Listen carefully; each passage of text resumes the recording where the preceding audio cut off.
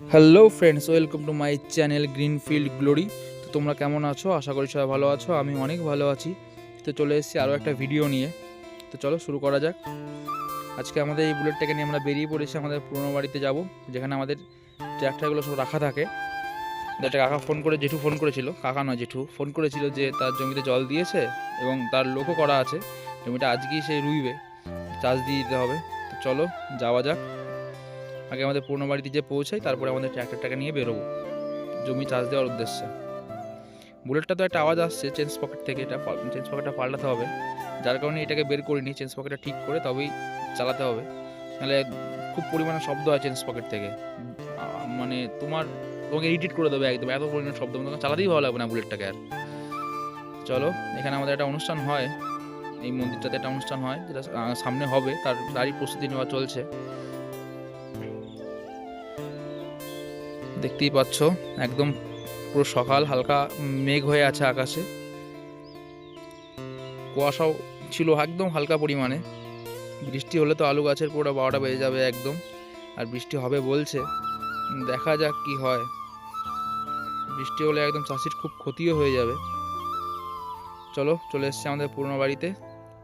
এরপরে আমাদের ট্র্যাক্টরটা নিয়ে বেরোনো যাক। আজকে আমাদের সোনালিকাটাকে নিয়ে যাব, আমাদের টু হুইলটাকে নিয়ে যাবো। চলো যাওয়া যাক।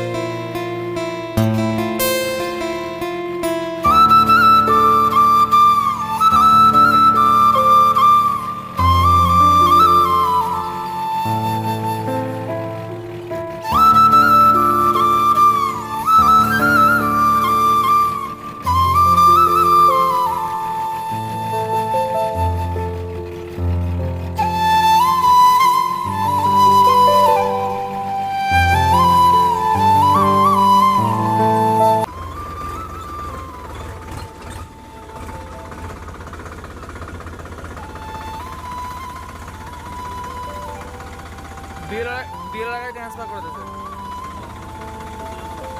তোমরা যায় না, ওই কথা কওয়া হলো বিয়ের আগে যখন যাওয়া হবে।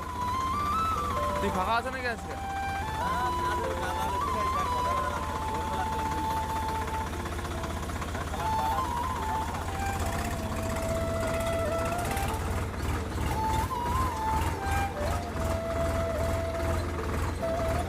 বিয়ের অফিসে দিয়ে দিয়েছে, বিয়ের অফিসে দিয়ে দিয়েছে।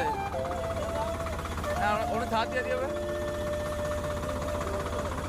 কালকে দিয়ে দিয়েছে কথা।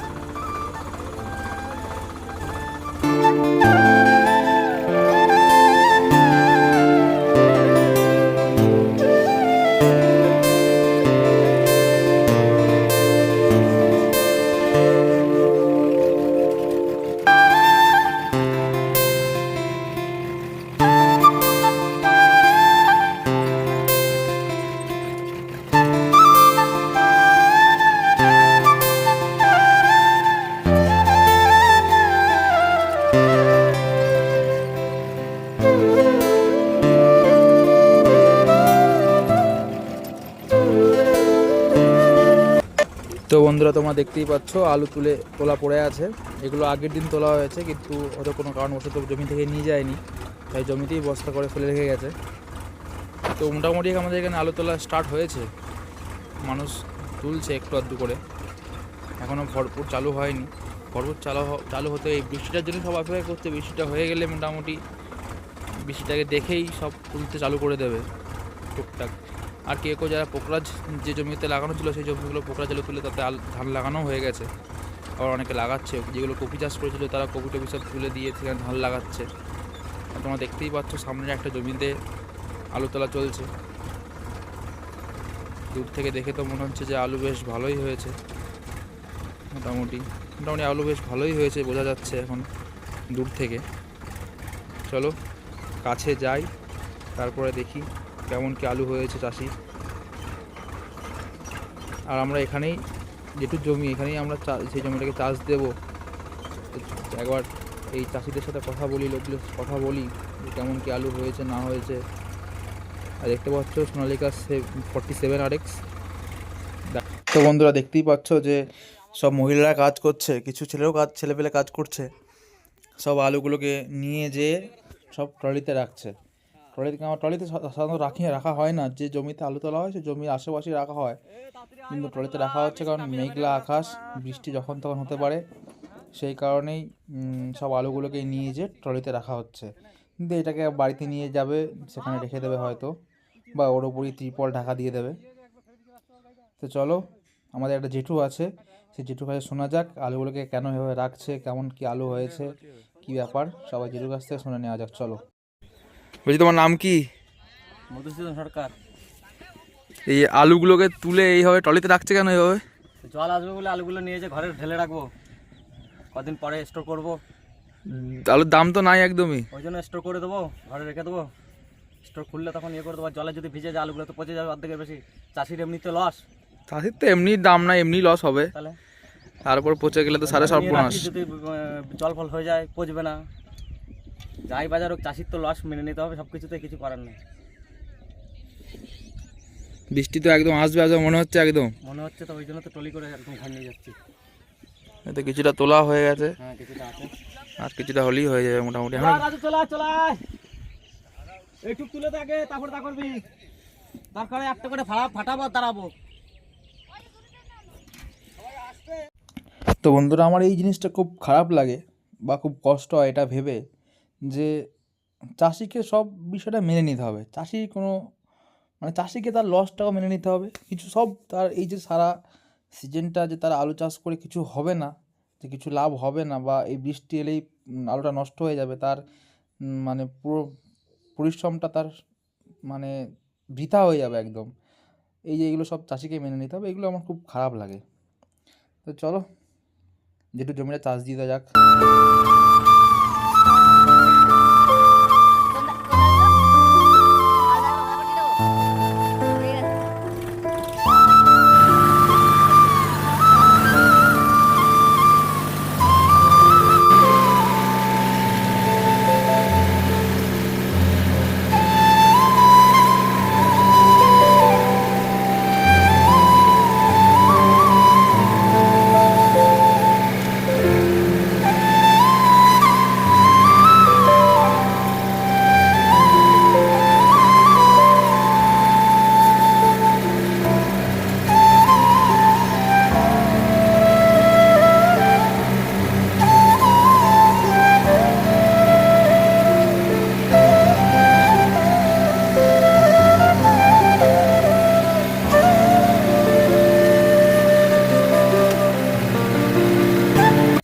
তো বন্ধুরা, জেঠু এই জমিটাকে একেবারেই কাদা করে ফেলবে দুটো চাষ দিয়ে, কারণ আজকে তার লোক করা আছে এবং আমি উঠে গেলে চাষ দিয়ে তারপরেই সেই জমিটা রুয়ে দেওয়া হবে।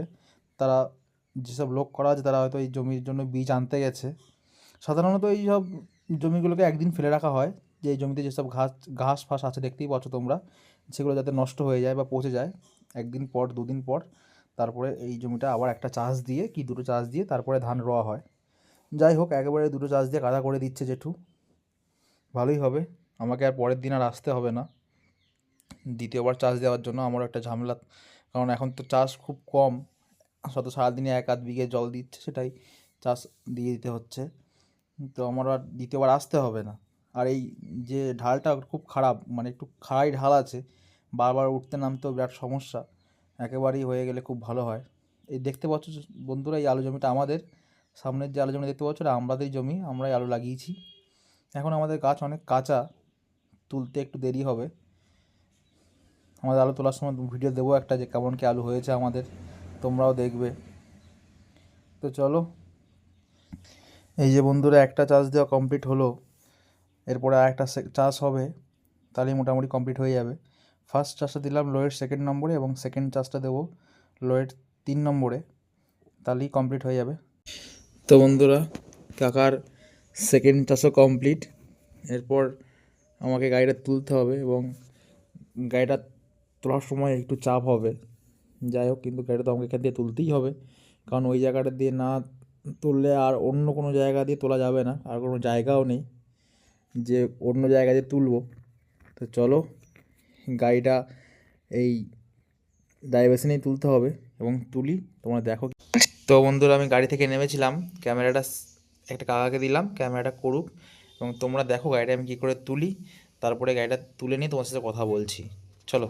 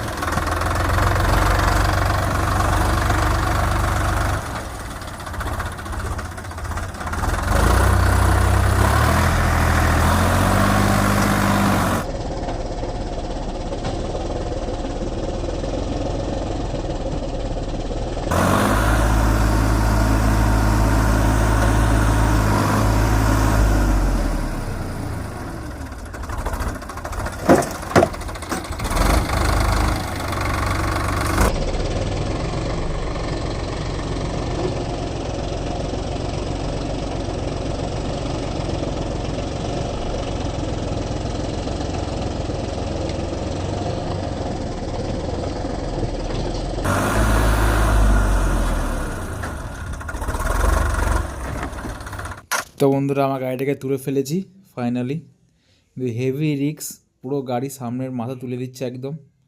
যাই হোক, তো সোনালিকা 52RX-এর ক্ষমতা প্রচুর, যার কারণে যে প্রেসারই ও গাড়িটা উঠে গেল। তো চলো, চার্জ কমপ্লিট, এরপরে ক্রসটা খুলে পড়ে গেছে, এটাকে নিয়ে বাড়ির দিকে যাওয়া যাক।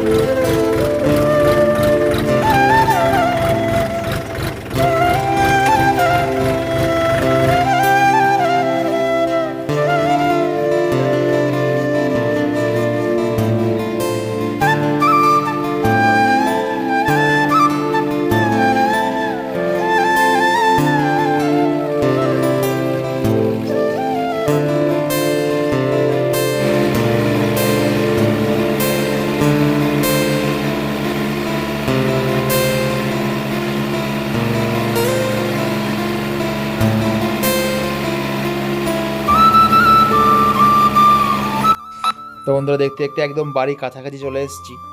টার্নিংটা নিলেই আমাদের বাড়ি। আর সামনে দেখতে পাচ্ছ একটা পাওয়ার ট্রাক 41 HP। শুধু ড্রাইভারটাকে দেখো, একদম বাচ্চা ড্রাইভার, এই 9, 10 বা 8-এ পড়ে। তো এইটুকু বয়সেই গাড়ি চালানো শিখে গেছে, এটা বিশাল একটা ব্যাপার। ট্র্যাক্টর একটু চালানো কঠিন, কারণ 4 হাত পা মাইন্ড সব কিছু একদম একসাথে কাজ করে, নাহলে তুমি ট্র্যাক্টর চালাতে পারবে না। যাই হোক, তোমরা সবাই জানো যে আমাদের এই বন জঙ্গলটাই হচ্ছে আমাদের বাড়ি। আর দুপাশে দেখতে পাচ্ছ আমাদেরই আলু গাছ লাগানো আছে। তো আমরা একদম বাড়ির কাছাকাছি চলে এসেছি। তো আজকের ভিডিওটা এইটুকুই, দেখা হবে পরে একটা ভিডিওতে। আর আমার এই ভিডিওটি ভালো লাগলে আমার চ্যানেলটিকে সাবস্ক্রাইব এবং লাইক, কমেন্ট, শেয়ার করে দিও। আর তোমরা কে কোথা থেকে ভিডিওটা দেখছো জানিও। তো চলো, দেখা হবে পরের একটা ভিডিওতে। চলো, বাই।